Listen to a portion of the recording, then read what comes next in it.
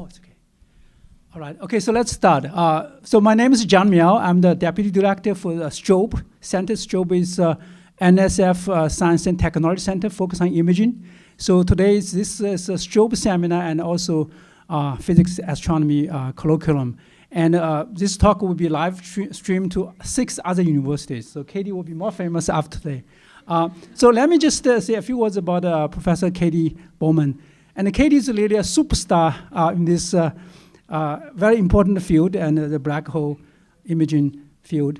And she did some research in imaging at high school in Purdue, actually. She did it where her dad is a professor. And then she got a bachelor degree from electrical engineering from Michigan in 2011. And then he moved on to MIT and both electrical engineering and computer science at a PhD in 2017. So she started work on this the black hole imaging algorithm in 2013. So she played a major role developing this algorithm called CHIRP. Okay, that's a very important algorithm for capture the first imaging black hole. And then she, after PhD, she moved to Harvard Smithsonian Center for Astrophysics as a postdoc fellow. And about a half a year ago, she came to sunny California, joined Caltech. And so 2 things I want to say about Katie. Now, I notice a lot of young people here, okay? I think we can learn from her. One is, now if you want to do something really important, means from 0 to 1 instead of a 99 to 100, you have to comfortable with uncomfortableness, okay? Do something, if you're comfortable, always local minimum, right? Everybody knows. If you want to get a global minimum, you want to stay uncomfortable first. Like Katie, okay, from EE, electrical engineering, computer science, and then astrophysics. And now she's in the computing and the math science department at Caltech, completely different. That's actually very, very important, comfortable with uncomfortable. And the second thing, you want to set your bar high. If you set a bar to the 3rd floor, that's my office. Even you, if you did a very successful, still 3rd floor, right? If you set the bar to outer space, then if you can still survive it, then maybe you can take a picture of black hole. With that, let's welcome Professor Katie Bouman.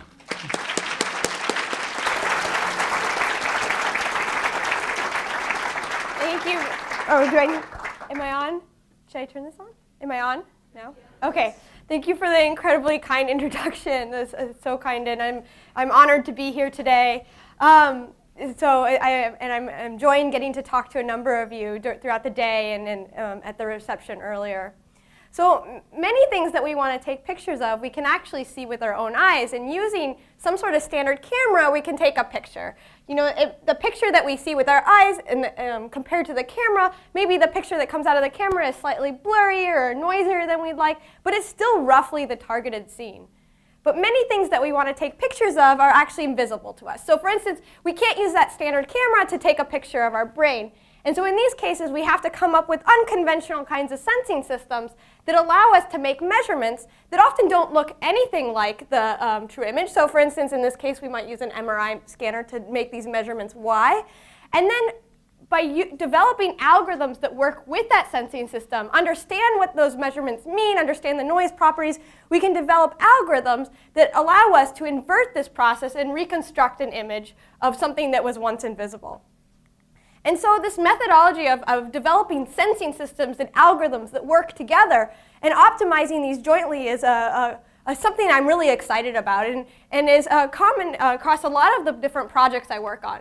So I've worked on a number of areas from recovering material properties, MRI scanning, lots of different kinds of inverse imaging problems. But today I'm going to talk about one that I guess I'm best known for at this time, and that's working with a team of hundreds of astronomers, mathematicians, and engineers to take the very first picture of a black hole.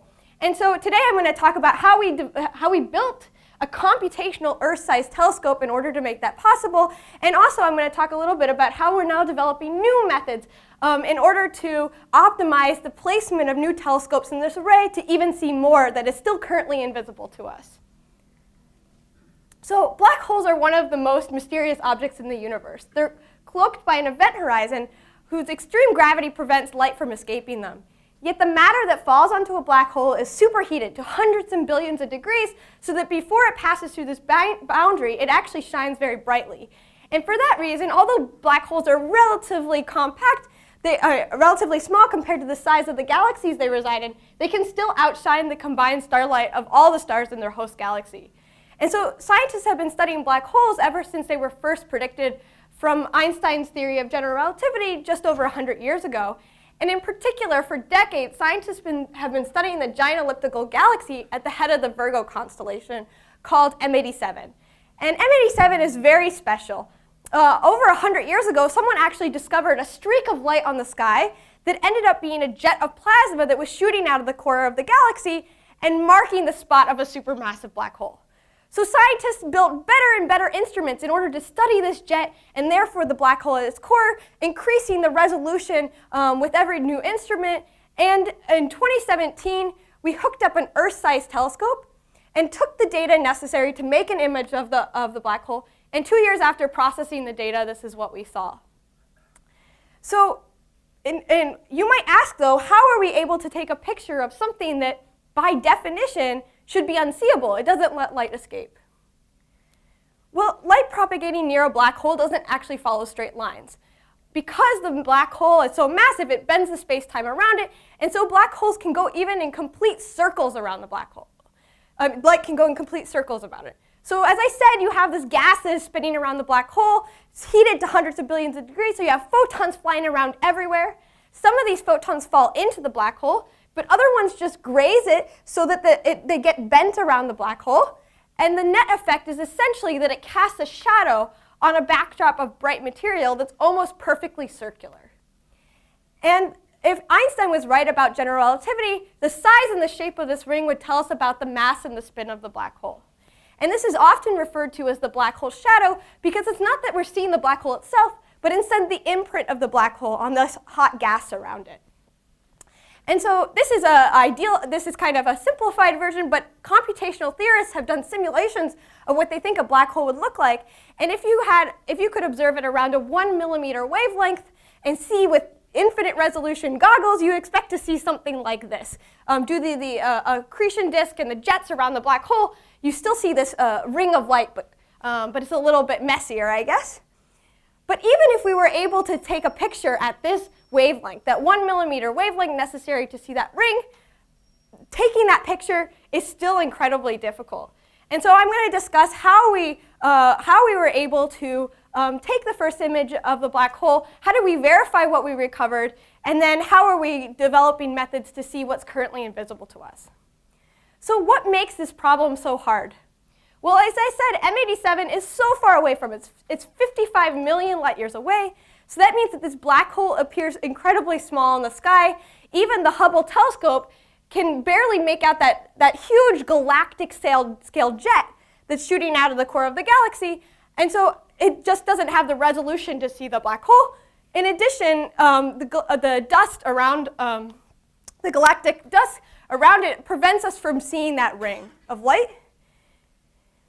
And similarly, at long wavelengths, the gas shrouds the black hole, and so it's blocking the light from within. So this is a simulation done by C.K. Chan, and it shows that even at a 3 millimeter wavelength, you don't see that ring of light because there's this gas around it that is optically dense. But as you go to shorter and shorter wavelengths, that kind of peels away until at around a 1 millimeter wavelength, you start to see that ring of light that we're really searching for. And so taking a picture of the black hole requires that we use this very particular wavelength that we're searching for. But even if we can observe at this around 1.3 millimeter wavelength, taking that picture is still incredibly difficult. And the reason why is that this ring is very small. It's about 40 microarcseconds in size, which is about the same size as a grain of sand. But when that sand is in New York and we're viewing it from here at UCLA. So taking a picture of something that small is just really hard, and it all comes down to the diffraction, which basically tells us the smallest objects that we can resolve given the wavelength of light we're observing at and the aperture that we're using, so the telescope size. So we can plug in the angular resolution we need to see that tiny ring and the wavelength we need to observe, and we can easily calculate that in order to make that picture, we need to build a telescope that's 13 million meters across, or roughly the size of the Earth.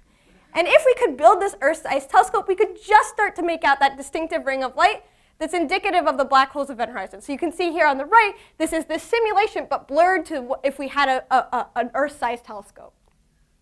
So okay, obviously we couldn't build a single-dish telescope the size of the Earth, but instead, by joining telescopes from around the world, I've worked as part of the Event Horizon Telescope Collaboration, which built the first computational telescope that's the size of the Earth, capable of resolving structure on the scale of a black hole's event horizon for the first time. And joining telescopes in this manner is called Very Long Baseline Interferometry, or VLBI. So how does this work? How does VLBI work? Well, these telescopes are linked through the precise timing of atomic clocks, where at each telescope we essentially freeze the light by recording petabytes of data, and then we bring all this together and we use our computers to act like the lens to make the final picture.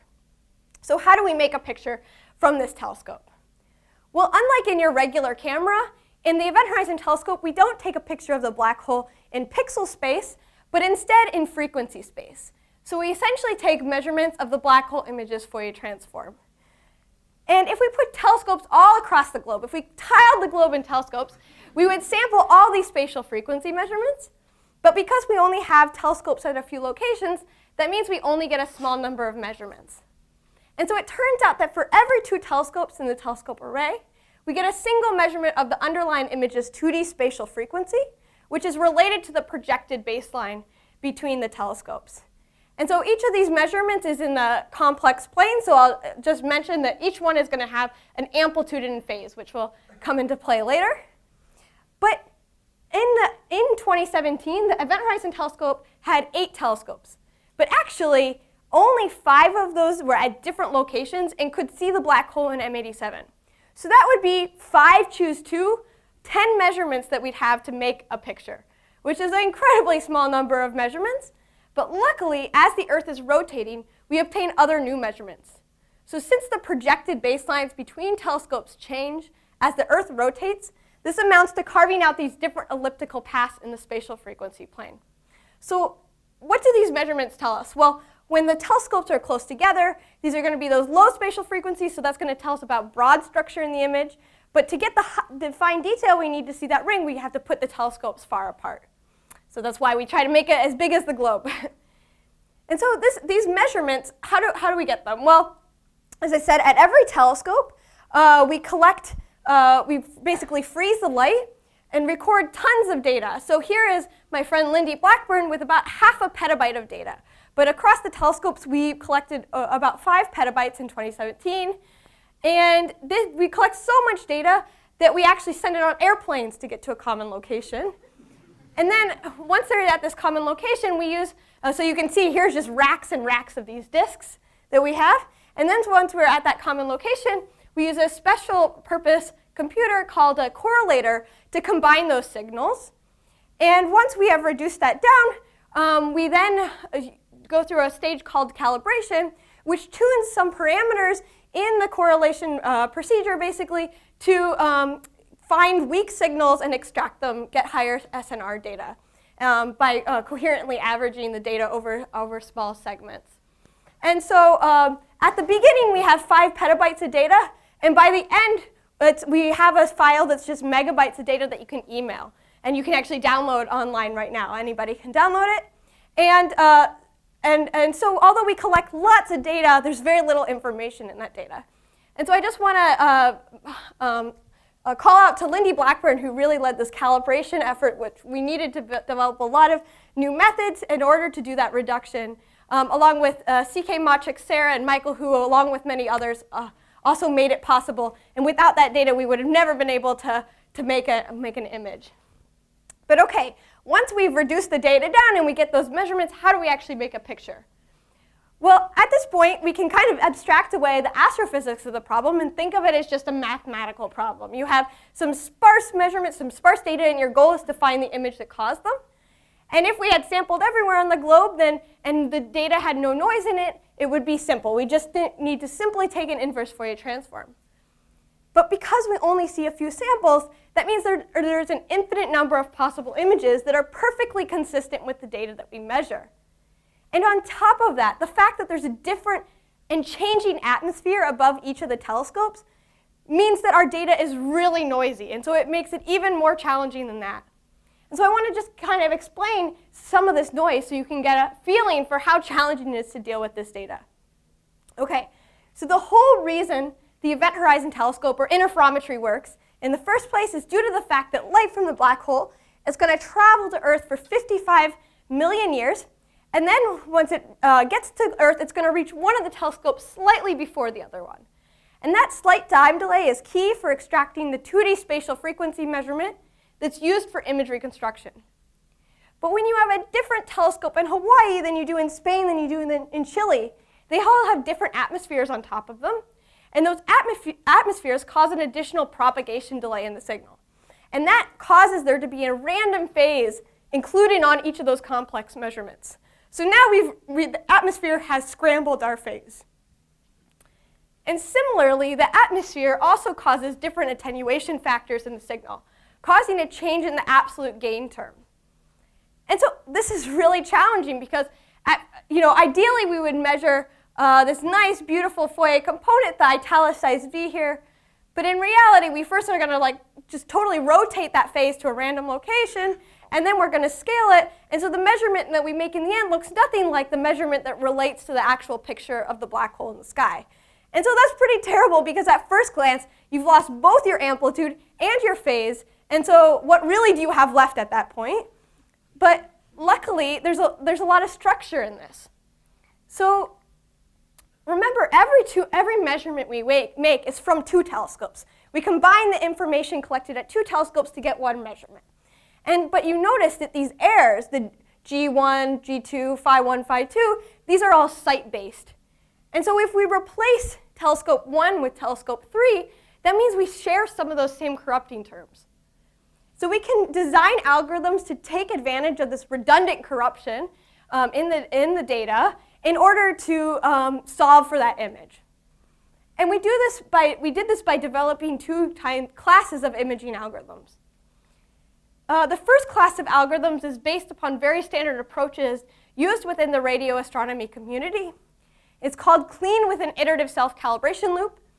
And this is, it was very important that we develop methods, that we use this method for the data because it's very standard in the community, and therefore the community trusts it, and it's very important to use these tools. However, this method was originally developed for telescope arrays that are either you can have much better calibration, beginning with you don't have as serious of a problem with the atmosphere, or you have a lot more telescopes. And so in data from the Event Horizon Telescope, the big negative of these methods is you often have a lot of guidance from a knowledgeable user in order to move it in the direction to get a reasonable result. But still, I think it's very important that we did develop these methods. And so I just want to highlight a number of people, Jose J. Young, Thomas Allen, Svetlana, and Shoko, along with others who made it possible to use these, who modified these methods to work for the Event Horizon Telescope data. But a second kind of class of methods that I've been working on more for the project, and I've been doing this along with Michael Johnson, Andrew Shale, and Kazuo Akiyama, is in doing a forward modeling, or a regularized maximum likelihood approach. And in these problems, we don't try to find an inverse function that takes us directly from the data to an image, but instead we say, how can we find an image that when we pass it through the forward model of the telescope, it looks like the data we've measured, and is likely under using some sort of regularizer or prior. And so the big disadvantage with these methods is that we have to define what that prior regularizer term is, and that's really difficult because how do we know what we believe a black hole should look like? We don't want to impose too much structure on that, and so that's a negative. We have to define that. But the big positive of these is that we can naturally incorporate data likelihoods that incorporate all the different types of error that we expect to see on data from the Event Horizon Telescope. And so, for instance, we can try to directly optimize for constraints that are insensitive to the atmospheric error I talked about earlier that's so challenging. And so these are called, actually, these constraints are called closure quantities. And I don't want to go into the details of them, but I just kind of want to give you a hint of what it is we do.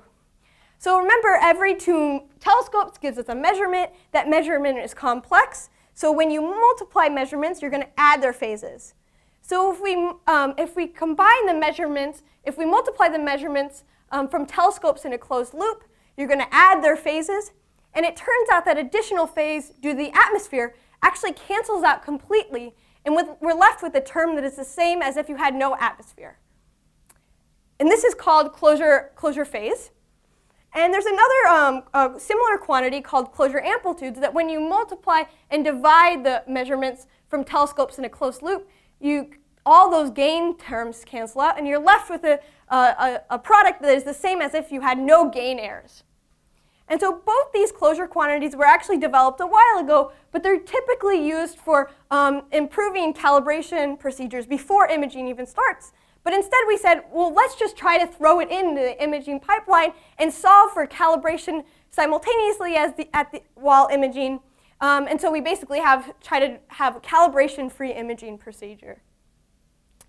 And just to give really a hint at what we do, is that we basically say, okay, we have some proposed reconstruction x hat. Let's pass it through the forward model of the telescope system, get those expected robust data products, those closure phase and closure amplitude, compare it to the true measurements through the data likelihood, and by constraining those closure quantities, we can be invariant to that atmospheric error, but we can also incorporate all different kinds of errors that we expect to see.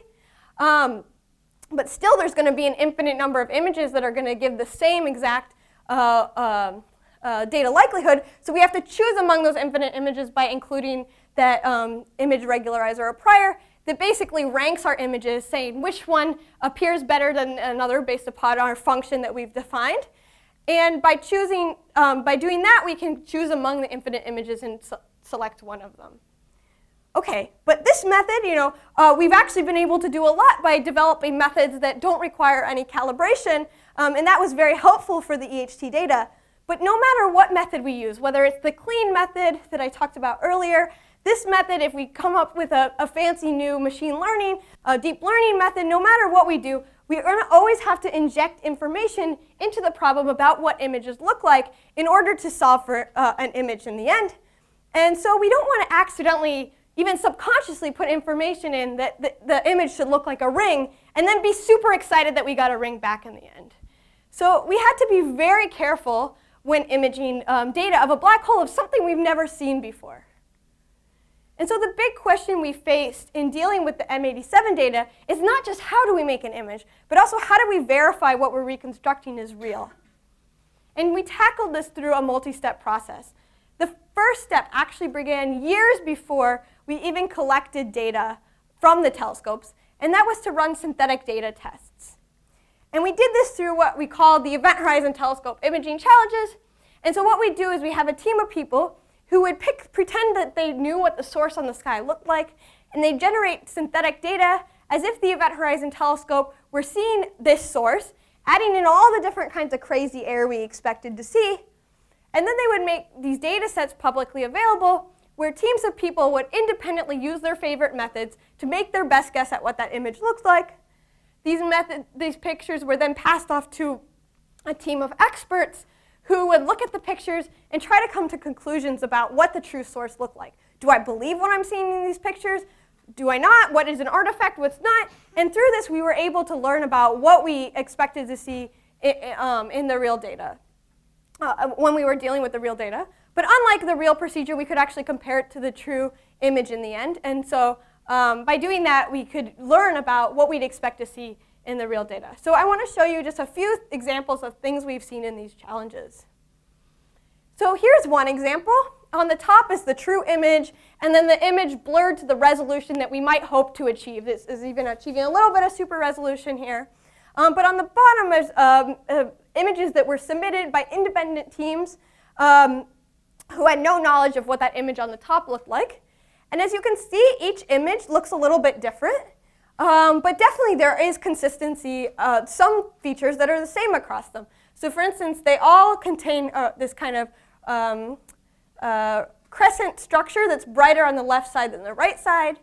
But there are differences too, like they'd have different kinds of wispy structures that come off of them. And so by looking at what is consistent and inconsistent across the images, you can try to build up confidence or reject features that you think might just be artifacts. So each of these methods has different biases, was done by different people. The methods have biases, the people have biases that are running the methods, and so by looking across them, we can try to combat that. But we also wanted to make sure that we could reconstruct things that didn't look at all like black holes. And so we often threw in some tests just to keep ourselves on our toes. For instance, this is one test that I did where I had people, and of course no one knew that it was going to be a picture of Frosty the Snowman. No one was expecting that. No one's expecting there to be a snowman in the center of the galaxy. But despite that, you know, although the methods hadn't been trained, people weren't expecting it. It was pleasantly surprised that the reconstructions all kind of got the same frosty structure, even some of them getting his little twig hands. But I think that you know, although people's interpretations might have been very different here, I think that this is a really good test to make sure it gave us confidence that we could see something surprising in our data.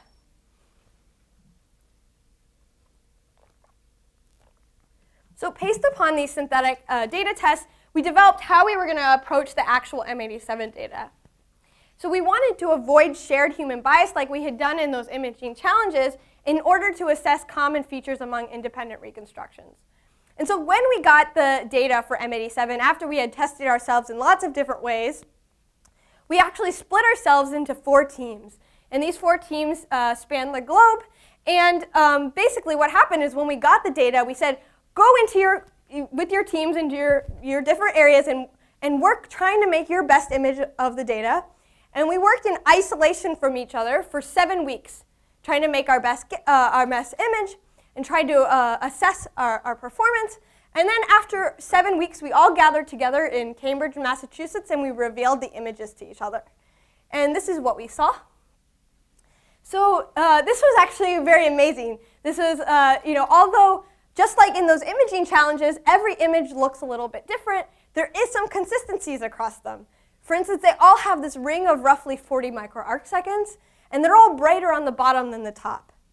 And so seeing these images was actually one of the happiest moments I had in the collaboration, because although I had been able to make a picture using, you know, my own favorite algorithms, it wasn't until I saw that different people using different methods that had different biases and different constraints, they all got a very similar structure that we started to really believe we had confidence in this result. And so I think that that brought a whole other level of confidence to this image. But we still wanted to make sure that just because we had avoided shared human bias, that doesn't mean that we had avoided human bias in general. And so maybe we all subconsciously wanted to see that ring structure. And so we basically spent the next couple of months after doing that essentially trying to break these images. And that led to the third step, where we tried to objectively choose imaging parameters to remove humans from the loop as much as possible. And to do this, we developed 3 different imaging pipelines. You can download these pipelines online along with the data. So you can make your own images, but you can also improve upon these images. And, but any method that we have, they all have some sort of hyperparameters to them. And these hyperparameters are often tuned by a human user. But instead of having a human tune them, instead we wanted to say, what kind of hyperparameter settings would we use to recover different kinds of source structures? So for instance, we generated synthetic data as if the Event Horizon Telescope were seeing a disk on the sky with no hole in the center. Again, making very realistic data where it had all those different kinds of errors. And then we trained our imaging methods, finding those parameters, here I'm calling that beta, to best recover that disk shape. Then we would transfer those parameters directly onto the actual M87 data. And although we had tried our hardest to find parameters that would recover a disk image, we found that that data required us to put a hole in the center. And so by doing this simple training and testing procedure on many different types of source structures, we found that our algorithms and the data always made us prefer this ring shape. And that was true no matter the day that we observed M87 on or the imaging pipeline we used, so the different softwares we used. So just to be clear, we imaged M87 over 4 different nights, and these were independently done. And so by blurring the images from different pipelines to a consistent resolution, we then average the results of the 3 pipelines to form the image that we showed last April. This ring of roughly 40 microarcseconds that's brighter on the bottom than the top. And we believe we showed it at a resolution that we really believe that structure. But even though we had gotten this image, we still weren't sure. And so we went through a number of different validation tests. We went through a lot of these. I'm only going to highlight a couple of them right here. But one of them that we did is one where we tried to look at the image sensitivity. So as I said, we could try to find the hyperparameters of those models by doing a test on synthetic data. But a lot of times there are multiple kinds of hyperparameters that perform fairly well on the synthetic data. And so rather than just arbitrarily choosing one of them, instead we had some cutoff and we said, let's find all the model parameters that perform better than this cutoff. And then we could transfer those parameters onto the M87 data, making an image from each one of them, and look at variations that exist due to different modeling choices. So for instance, here is a slice of just 2 of the parameters that we looked at in one of these parameter surveys for the EHT imaging pipeline. And we ran hundreds of thousands of different simulations, and then we chose about, in this case, about 1,500 parameters that performed well on the synthetic data. Those ones are highlighted by the green boxes. And so once we had found these 1,500 parameters, we could align the images that we got from each one of them and look at variations that we see in that ring. So here is the average image on the left. On the center is showing the standard deviation of those images, and you can see that there are these kind of brighter spots, those 3 knots along the bottom of the ring. And those occur due to the interplay between the point spread function of our sparse sampling along with the size of the source. But if you look at the, how the amplitude of that standard deviation compared to how bright that ring is, so you look at the fractional standard deviation, you see that we really believe that ring structure. It appears in almost every image we make, but what we don't believe at all is all that wispy structure outside. So you shouldn't believe that. Another thing that I'll talk about really briefly today is model fitting. And model fitting is a whole area, a whole 50-page paper that we wrote on its own, so I'm not going to do it justice with 2 slides, but I think it's also important to highlight you don't have to just learn this information from just images. Images was important for us to make sure that we were seeing this ring structure, but once we were confident that ring was there, we could try to analyze the properties of that ring. So for instance, we took the 1,500 images from the EHT imaging survey and from every other survey we did, and we could calculate just simple features of the image, just like the ring and the properties of that ring. And then we could look, for instance, at the diameter of the ring and how it varied across the different imaging pipelines and across the different days. And we saw that no matter the day, no matter the pipeline, they all had a consistent size of around 42 microarcseconds. But we don't have to just get the ring diameter directly from images. From the images, we can directly fit for these kind of crescent shapes directly in the data.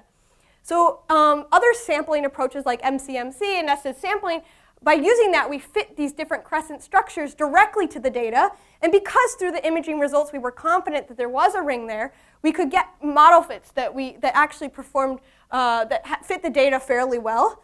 And by doing this, we've also recovered posteriors that, where we saw we believed a ring diameter of about 42 microarcseconds. And so one theme I hope you've picked up on is that every step of this process, from taking the petabytes of data through the calibration, imaging, and model fitting, each one of these steps, actually we did multiple times with different pipelines. And that's because when we're using this telescope, this new computational telescope, for the very first time, we want to make sure that we didn't propagate some error down the line. We wanted to make sure that every step of the process, we were double checking it in a different way. So I think that that's very important that we did that. But one question you might have at this point is, we made it a pretty picture, but what did we learn? For instance, one question I get a lot is, did we prove Einstein was right? And well, the short answer is no, but we also didn't prove he was wrong, and I think that's also really a big deal too. We showed it consistency at a different scale. But I want to kind of walk you through one way that you can understand how we can use this picture to understand more about black holes and physics, fundamental, and gravity. So if you take a fixed size mass, you can actually figure out the radius you need to compress it down into such that the escape velocity is larger than the speed of light. And so that is going to be for a non-spinning black hole. It's going to be its event horizon, or it's also called the Schwarzschild radius. But what we expect to see is not that event horizon itself, but instead the location where photons are orbiting the black hole. We call this the photon orbit. But actually, that's not even what we expect to see, because as the photon that's on this actually unstable orbit, so as it flies off it flings off this photon orbit, it gets lensed outwards, and so you, by the field around the black hole, and so you actually see this ring of light about 5.2 times that Schwarzschild radius. So for a non-spinning black hole, it's going to be about 5.2 times the event horizon size. But for a maximally spinning black hole, it gets pulled in a little bit, so about 4.8 times the Schwarzschild radius. And so this is the range of diameters that we expect to see for a black hole obeying canonical general relativity. But notice that this ring size is related to the mass of the black hole. So for a lower mass black hole, you're going to have a smaller ring. And that's actually interesting because before the Event Horizon Telescope images, there was actually a lot of uncertainty in the mass of M87. Gas dynamics pointed more towards a value of about 3.5 billion solar masses, and stellar dynamics more towards a value of about 6.5 billion solar masses. So there was a big discrepancy there, where the stellar dynamics really provided this upper limit. So we wouldn't expect a ring any bigger than the yellow one. But then you can say, okay, how do we turn this into a test of black holes? Well, other exotic objects also have shadow features. So for instance, a wormhole also has a shadow. But for a 6.5 billion solar mass wormhole, the shadow is smaller. There's also things called naked singularities, but they even have a much smaller shadow. And so, but it turns out that when you lay the Event Horizon Telescope image on top of them all, you instantly rule out all these exotic possibilities, and you're left with a ring size that is about the same size, is very consistent with that of the stellar dynamic measurement of 6.5 billion solar masses that we expected for it obeying canonical general relativity. But still, maybe you're asking, well, are you sure? Like, you talked about this ring size, but that was for that very particular diameter, the diameter of that photon orbit. And that's true. And if you look at simulations that computational theorists have done for years, you'll notice that although we have this ring, this bright ring in all of them, a lot of times there's gas even from outside that ring. And so we needed to make sure to calibrate for this effect. And so we, groups at Radboud, UC Frankfurt, and Harvard put together this massive data set of simulations of black holes with different kinds of parameters. And then we generated synthetic data as if the Event Horizon Telescope were seeing each of them, extracted the diameter that we'd get from each one, and then we could look at the recovered diameter, relate it back to the true mass over diameter measurement in order to calibrate our measurements. In doing this, we found that no matter the way that we fit the data, whether it was from fitting rings on top of images we generated, fitting directly crescent models to the data, or even just fitting those simulations to the data, we got consistent value that was a value of about 6.5 billion solar masses that was consistent with the stellar dynamics measurement. And I just want to highlight a few people here. Avery, along with a number of his grad students, but in particular to Paul, I want to highlight Dom, Jason, and Ferial, all were critical in getting these kind of calibration and model fitting results that we see. But so this is just one of the many things we can learn about black holes and gravity by studying this image. But perhaps one of the most amazing is actually that if you look at the image, it looks amazingly consistent with a number of predictions of black holes that were done years before we actually made that picture. And so by studying this image, we have the best evidence as of yet that black holes exist as well, or one of the best evidences that they exist, as well as a way to study the immediate environment around a black hole, how they accrete matter, how they impact their host galaxy.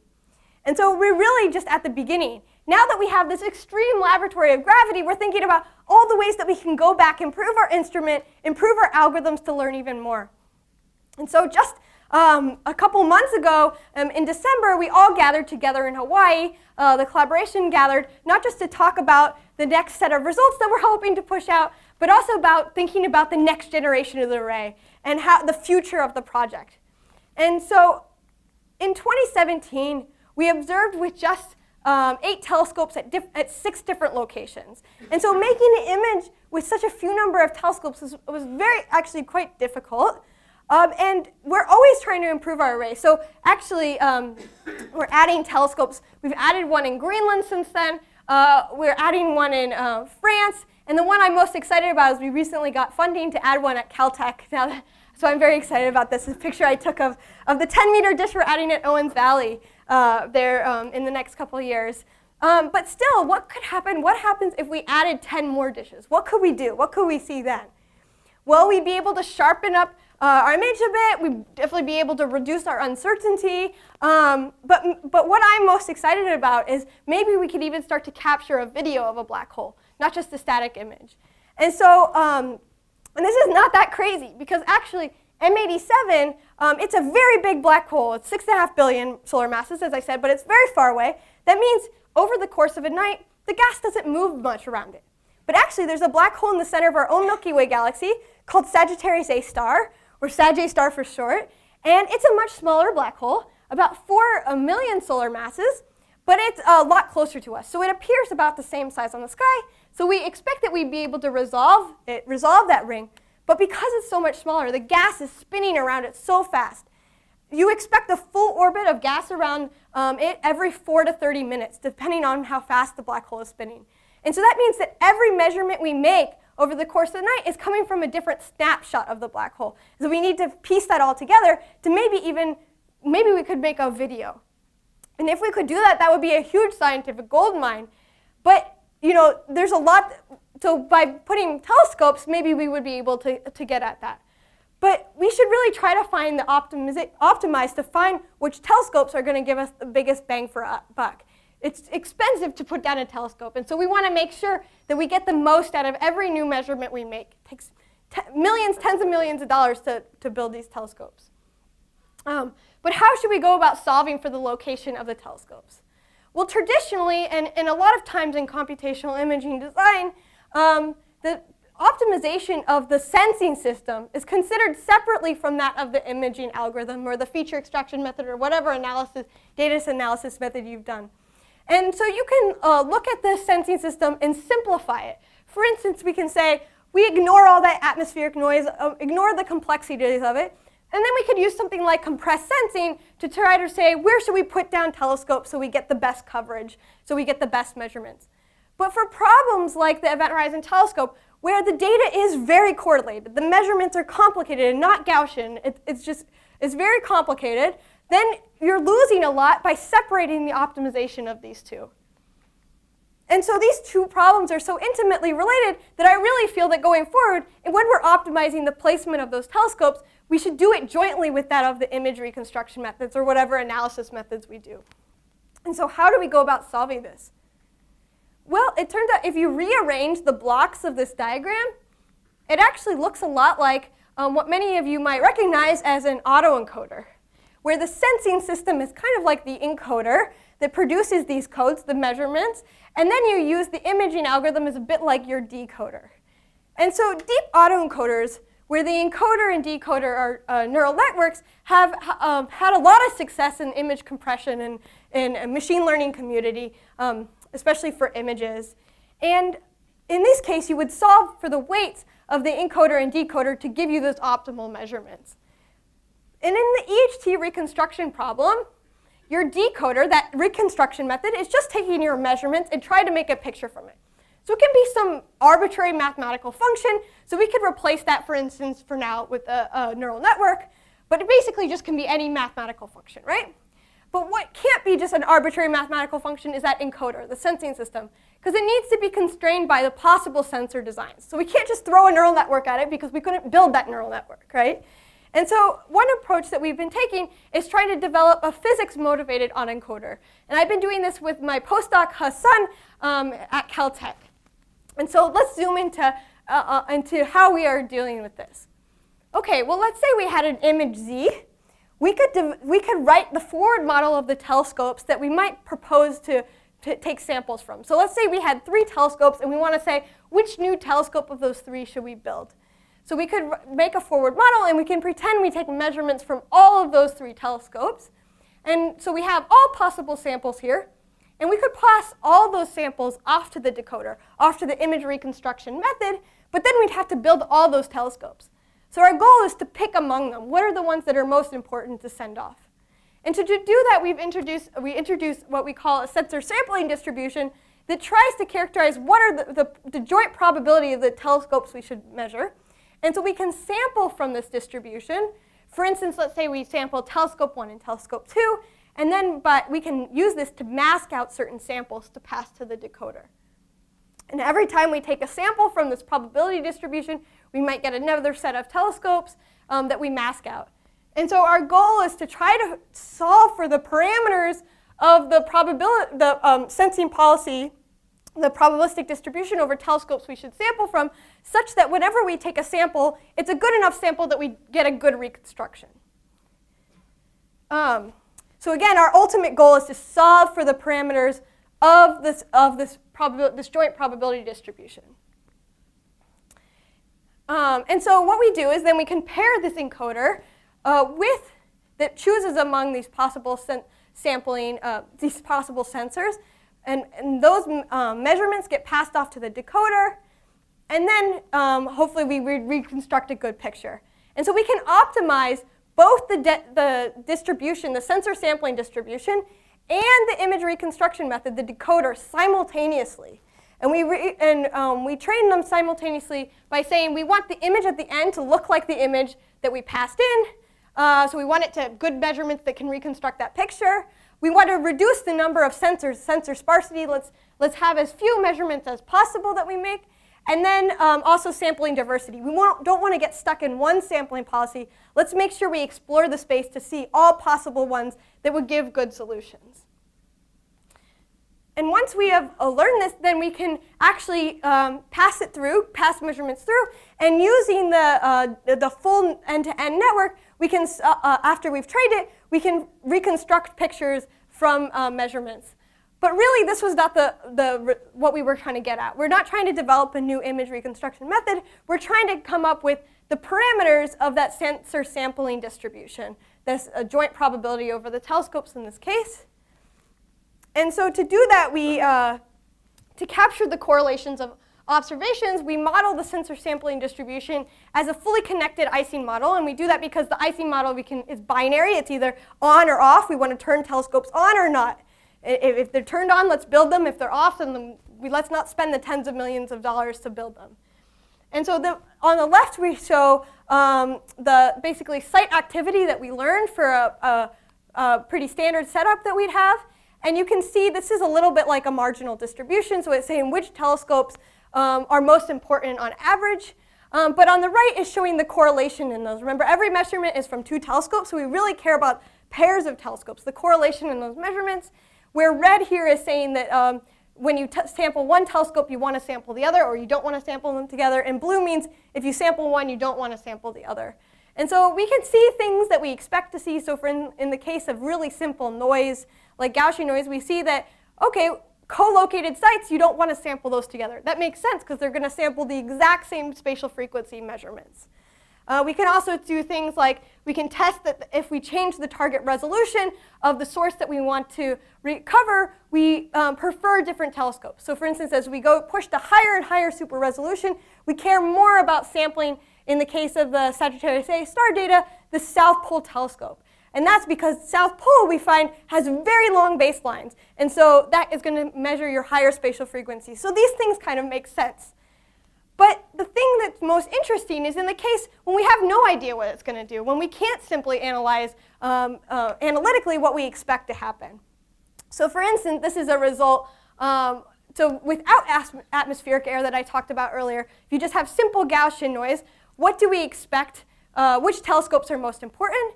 But in the case of when we add atmospheric phase air, it's very hard to say what do you expect to happen. But when we do that, we can simply add that into our forward model, and you can see that the sensor sampling distribution actually changes quite drastically. I'm just going back and, oops. going back and forth between them. So in this case, it was maybe simple to analyze, but in this case, there's no way to analytically kind of figure out what are the best, or at least that I know of, what are the best distributions of telescopes in the case of correlated complicated noise. So it's something I'm pretty excited about. Also, by doing this, finally, we can investigate what new sites would be best. This is very, very, very preliminary. There's lots of considerations that are not involved in this analysis, but in this simple case, we can say, okay, maybe a telescope in Africa seems to be very helpful. But perhaps our goal is not just image reconstruction. Let's say our goal instead was, I want to tell the difference, is this black hole from the class of mad black holes or sane black holes, or two kinds of models of black holes. And so maybe we would optimize not for image reconstruction, but for feature extraction. And we can just plug that right in. And by doing that, we also can get different sensor sampling distributions. So you see on the top and bottom, you see slight differences in in which telescopes are most important. Notably here, in the classification task, you can see that the South Pole telescope becomes more important. Again, that has the high spatial frequency, so maybe the classification task is using more high spatial frequency information in classifying. So using this approach, we're starting to understand where we might want to put the next ground-based telescopes to improve our array, to see even more. And also we're thinking about adding telescopes in space to have even longer baselines or to have more temporal resolution. And so this is something I'm also excited about, and we've been holding a number of workshops to try to explore this idea of adding telescopes to space. So hopefully by jointly improving our sensing system and our reconstruction methods simultaneously, we may soon be able to see even more, and hopefully one day not just show you a static image of a black hole, but a movie of a black hole as the gas is slowly falling towards its event horizon. So with that, thank you, and I'm happy to take any questions.